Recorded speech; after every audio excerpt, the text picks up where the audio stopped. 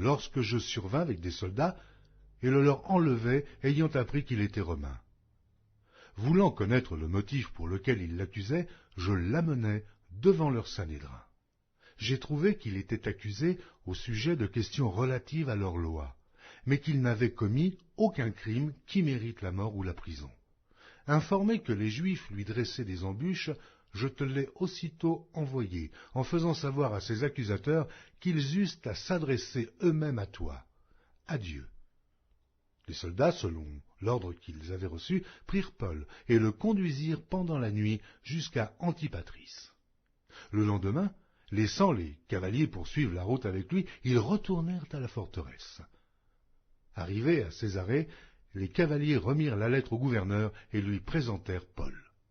Le gouverneur, après avoir lu la lettre, demanda de quelle province était Paul, ayant appris qu'il était de la Cilicie. « Je t'entendrai, dit-il, quand tes accusateurs seront venus. » Et il ordonna qu'on le gardât dans le prétoire d'Hérode. Les Actes des Apôtres, chapitre 25. Festus, étant arrivé dans la province, monta 3 jours après de Césarée à Jérusalem. Les principaux sacrificateurs et les principaux d'entre les Juifs lui portèrent plainte contre Paul. Ils firent des instances auprès de lui, et dans des vues hostiles lui demandèrent comme une faveur qu'il le fît venir à Jérusalem. Ils préparaient un guet-apens pour le tuer en chemin. Festus répondit que Paul était gardé à Césarée, et que lui-même devait partir sous peu. « Que les principaux d'entre vous descendent avec moi, dit-il, et s'il y a quelque chose de coupable en cet homme, qu'il l'accuse. » Festus ne passa que 8 à 10 jours parmi eux, puis il descendit à Césarée le lendemain. S'étant assis sur son tribunal, il donna l'ordre qu'on amenât Paul.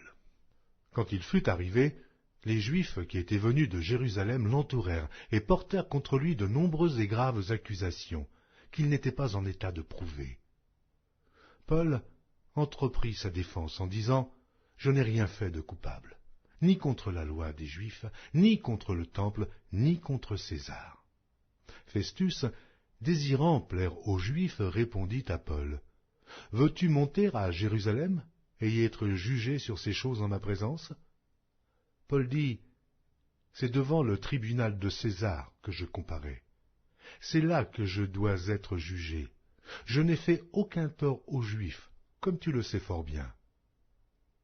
Si j'ai commis quelque injustice ou quelque crime digne de mort, je ne refuse pas de mourir.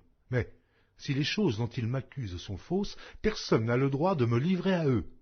J'en appelle à César. » Alors Festus, après avoir délibéré avec le conseil, répondit « Tu en as appelé à César, tu iras devant César. » Quelques jours après, le roi Agrippa